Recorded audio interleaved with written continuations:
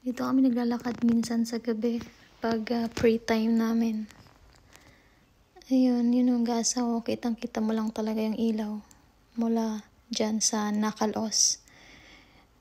Yan ang pinakamalapit, isa sa pinakamalapit na lugar sa border ng Gaza. Diyan kami naglalakad minsan, nagkukwentuhan. Alam mo yun, yung hindi mo inaasahan na mangyayari yung October 7 na yun. Ang ginawa nilang pagmamasaker sa lahat ng kibbutz na malapit sa border. Karamihan dyan talaga, may namatay talaga siya.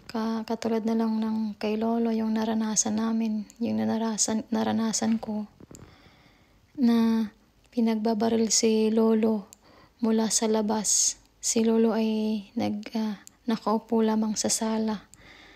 Tapos biglang may namarel. Tapos si Lolo lang mag-isa sa sala. Tapos nakatayo ako bandang kwarto. Tapos nakikita ko lang si Lolo.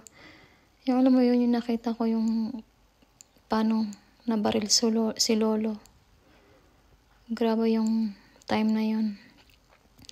Pinaka-worst na nangyari sa buhay ko. Ang akala ko ay katapusan na rin namin ni Lola. Buti na lang nakapasok kami sa Mamad, sa bomb shelter.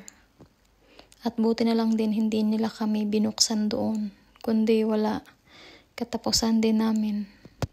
Dahil wala nakita ko na si Lolo nakahandusay na. Tapos yung thanks God pa rin dahil nakaligtas kami. Tingnan mo naman ang lugar na yan. Diyan pala ay Bakahan. Yun yung malapit din sa sa gate. Diyan sila din unang pumasok.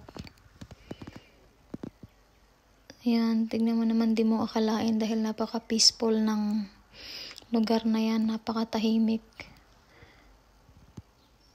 Talagang unexpected yung ginawa nila. Sobrang sama ng ginawa nila. Dahil mga inosente yung mga pinapatay nila ng yung mga terrorist.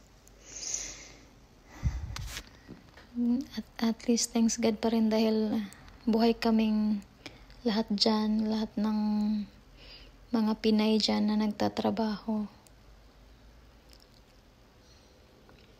Diyan kami namadaan.